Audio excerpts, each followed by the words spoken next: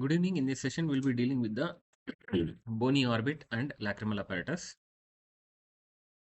So, orbit is a four-sided pyramid.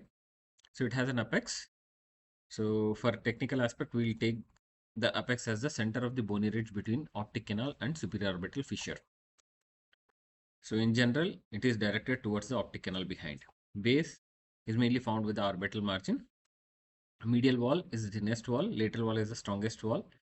And it has floor and roof. We'll discuss in detail individually about this. You can see here, this is the apex. This entire thing is the orbital margin which forms the base. This is the medial wall. This is the roof. This is the floor. And this is the lateral wall. So just before going to the description, we can see here, this is the supraorbital margin which is formed by the frontal bone. You can see this is the supraorbital notch. You can see there is a spine, trochlear spine, so which gives rise to a pulley for supraoblique muscle. Here you can see the lacrimal fossa for the orbital part of the lacrimal gland. You can see here the lateral orbital margin formed by the zygomatic process of the frontal bone and frontal process of the zygomatic bone. And here you can see the infraorbital margin or inferior orbital margin, which is formed by the maxilla and zygomatic bone. Here you can see the medial orbital margin, which is formed by the frontal process of maxilla, the lacrimal bone, and the frontal bone. You can see here, this is the superior orbital fissure, this is the inferior orbital fissure, this is the infraorbital groove, which leads into the canal. Here you can see the Wittnall's tubercle in the lateral orbital margin in the lateral wall. Here you can see the anterior and posterior ethmoidal foramina. Here you can see the optic foramen. So this small part is the orbital process of the palatine bone. Let us go into the description. So roof is mainly formed by two bones, orbital plate of the frontal bone and lesser wing of sphenoid. Anterolaterally there is a fossa for lacrimal gland, and anteromedially there is a spine, which I have already shown in the earlier diagram. Here you can see this one for the fibrocartilaginous pulley of the supraoblique muscle. Posteriorly, there is optic canal between the two roots of the lesser wing of sphenoid and body of the sphenoid. You can see here this particular area, which gives passage to optic nerve and ophthalmic artery. Floor is formed by three bones: the orbital surface of the body of maxilla, zygomatic bone, and orbital process of the palatine bone. You can see here maxilla, zygomatic bone, and the palatine orbital process of the palatine bone. So now you can see the medial walls, which lie parallelly, separated by a distance of 2.5 centimeters, and you can also see the lateral walls, which are directed at an angle of 90 degrees to each other. You can see the eyeball lying in the anterior aspect of the orbit. You can see it is crossing the orbital margin and projecting. You can see this is the anterior posterior axis of the eyeball. You can see this is the equator. You can see this is the vertical axis of the eyeball. So medial wall is the thinnest wall, extends from anterior lacrimal crest to the optic foramen behind. It is formed by four bones, namely the frontal process of maxilla. This also forms the anterior lacrimal crest, lacrimal bone, which forms the posterior lacrimal crest, then orbital plate of ethmoid and body of the sphenoid. All these contribute in the formation of the medial wall. The lacrimal fossa between anterior and posterior lacrimal crest will allow the accommodation of lacrimal sac. Anterior and posterior ethmoidal foramina lie at junction of medial wall with the roof and transmits vessels and nerves of the same name. I have already shown in the diagram. You can see here anterior and posterior ethmoidal foramina.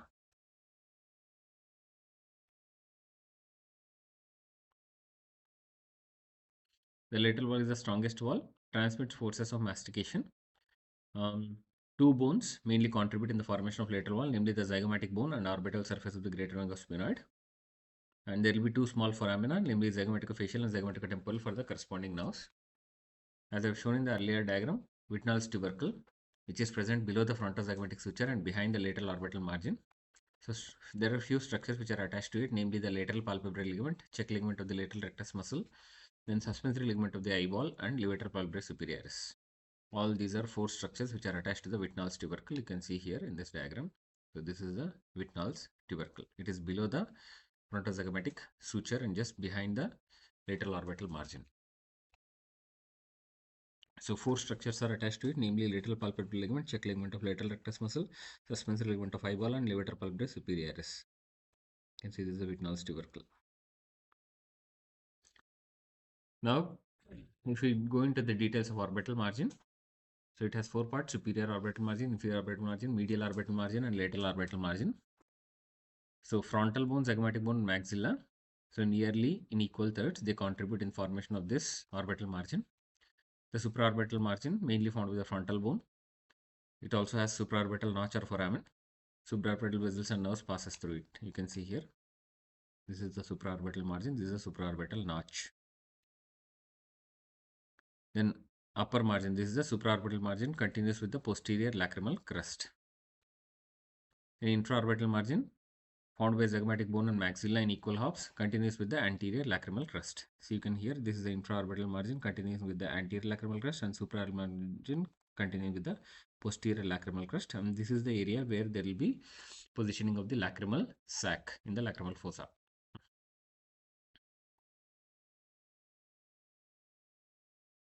So then the orbital septum, it is derivative of the orbital periosteum and is attached to the orbital margin and posterior lacrimal crest.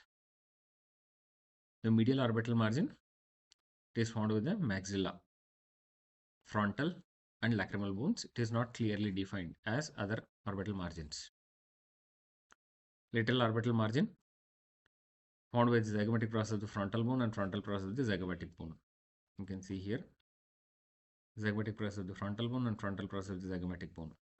So here you can see the frontal process of the maxilla and the lacrimal bone and the frontal bone, all three together forming the medial margin.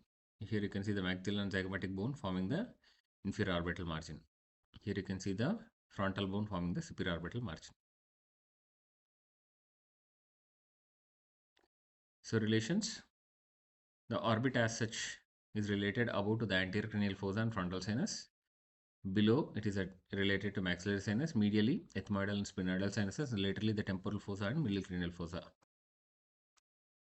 So what are the contents present in the orbit? Namely the eyeball, muscles of orbit, then fascia bulbi, then nerves like optic nerve, oculomotor nerve, trochlear nerve, abducent nerve, ciliary ganglion, branches of ophthalmic nerve and sympathetic nerves. Vessels are ophthalmic artery and its branches, and superior and inferior ophthalmic veins, the lacrimal gland and the orbital pad of fat. So superior orbital fissure. So it's a retard shaped fissure between posterior part of the lateral wall and roof. It communicates with the middle cranial fossa. So above it is bounded by lesser wing of sphenoid. Below it is bounded by greater wing of sphenoid. Medial end is found by the body of sphenoid. So close to the medial end, lower border presents a tubercle which gives attachment to a common tendinous ring of Zinn, which gives origin to four recti muscles of the eyeball. So this extends across the fissure to attach around upper and medial margin of the optic foramen. I can show you here. See, this is the common tendinous ring. You can see this is a tubercle in the lower border which is giving attachment to the common tendinous ring. It is extending across the fissure to gain attachment to the upper and medial aspects around the optic foramen. So you can see four recti muscles: medial rectus, superior rectus, lateral rectus, and inferior rectus, taking origin from the common tendinous ring. You can also see here the superior oblique and levator palpebrae superioris are taking origin here. So with this common tendinous ring, you can see this entire superior orbital fissure is being divided into an inferior-medial compartment, superior-lateral compartment, and intermediate compartment. In the superior-lateral compartment, you can see there is a recurrent meningeal branch of the lacrimal artery. Then you can see the lacrimal nerve, which is a branch of the ophthalmic nerve. You can see the frontal nerve. It's also a branch of the ophthalmic division of the trigeminal nerve. You can see the trochlear nerve and superior ophthalmic vein. In the intermediate compartment, you can see the two divisions of the oculomotor nerve with the abducent nerve and the nasociliary nerve. And here you can see the inferior ophthalmic vein in the inferior medial compartment. So inferior medial compartment, inferior ophthalmic vein, superolateral compartment, lacrimal nerve, frontal nerve, and trochlear nerve, and recurrent meningeal branch of the ophthalmic artery and superior ophthalmic vein. Intermediate compartment within the tendinous ring of Zinn, two divisions of oculomotor nerve with nasociliary and absent nerve. Outside the tendinous ring, orbital surface of the lesser wing. It gives origin to superior oblique muscle medially and levator palpebrae superioris laterally. So this is the levator palpebrae superioris laterally and superior oblique muscle medially. Inferior orbital fissure, it is between the posterior part of the lateral wall and floor of the orbit, communicates with the infratemporal fossa and pterygoparietal fossa. Below and medially by the maxilla, above and laterally by the greater wing of sphenoid. Lateral end is found with the zygomatic bone, transmits infraorbital vessels and nerve, zygomatic nerve, orbital branch of the pterygoparietal ganglion, and also a communication between inferior ophthalmic vein and pterygoid venous plexus. You can see here. This is the superior orbital fissure. This is the inferior orbital fissure.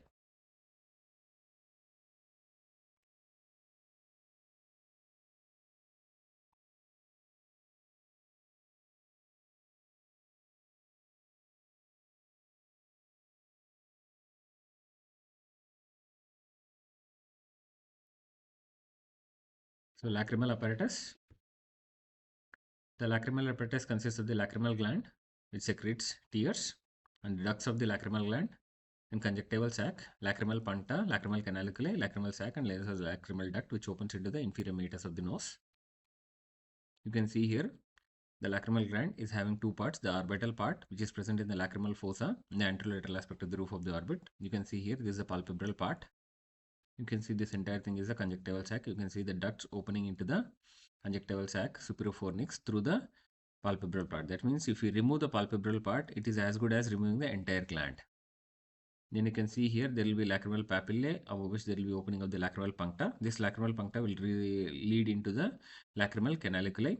So these lacrimal canaliculi, approximately 10 millimeter long, will lead into the lacrimal sac, which continues below as the nasolacrimal duct, which opens into the inferior meatus. At the lower end, there is valve of Hessner, which is a mucosal fold, which prevents the air entry from the nose into the eye through the nasolacrimal duct. So orbital part of the lacrimal gland is almond shaped. So it is located in the roof of the orbit anterolaterally. Relations: levator palpebrae superioris below, then orbital septum in front and orbital fat behind. Palpebral part, it is almost 1/3 of the orbital part. So it is located in the lateral part of the upper eyelid, reaches the superofornix of conjunctival sac. So ducts 4 to 5 from orbital part and 6 to 8 from palpebral part. All ducts pass through palpebral part of the gland before opening into the superofornix of conjunctival sac. So removal of palpebral part is as good as removing the complete gland. So there are accessory lacrimal glands more in the upper eyelid. So even if you remove this lacrimal gland, original lacrimal gland or the true lacrimal gland, the accessory lacrimal gland still secrete tears and keeps the cornea moist. So functions of tears. So they flush the conjunctival sac, keeps cornea moist and transparent. So nourishment to cornea, and it is also bactericidal, and it also helps us to express emotions. So what are the factors helping in drainage of tears? Namely the capillary action of the film of fluid, blinking movements of the eyelids. This is mainly done by the palpebral part of the orbicularis oculi. Then inward turning of the lacrimal puncta. They actually create capillary attraction. Then the fluid is aspirated into the lacrimal sac by vacuum created by contraction of the lacrimal part of the orbicularis oculi, which will dilate the lacrimal sac. So lacrimal branch of the ophthalmic artery supplies the lacrimal gland. The sensory supply is by the lacrimal nerve, which is the branch of the ophthalmic division of the trigeminal nerve. The secremotor fibers are like this. Preganglion fibers arise from the lacrimetal nucleus in the pons, pass through nervous intermediates, trunk of the facial nerve, geniculate ganglion of the facial nerve, then through the greater petrosal nerve and nerve of pterygoid canal.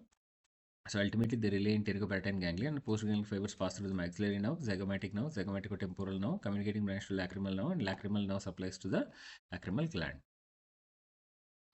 So other structures in the lacrimal apparatus: lacrimal puncta, which opens at the lacrimal papillae, and lacrimal canaliculi, 2 in number, superior and inferior, which I have already shown in the diagram. They are approximately 10 millimeter long. Then there is a lacrimal sac, which is 12 millimeter long.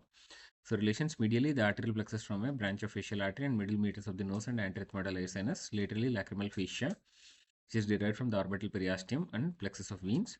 In front, medial palpebral ligament attached to anterior lacrimal crest, and behind lacrimal part of the orbicularis oculi, which arise from the posterior crest of the lacrimal bone and lacrimal fascia. You can see here this diagram. So this is the lacrimal sac. You can see here medially there are arterial plexus, laterally the venous plexus, anteriorly medial palpebral ligament, and posteriorly you can see the lacrimal part of the orbicularis oculi. So this is the lacrimal fascia, which is derived from the orbital periosteum.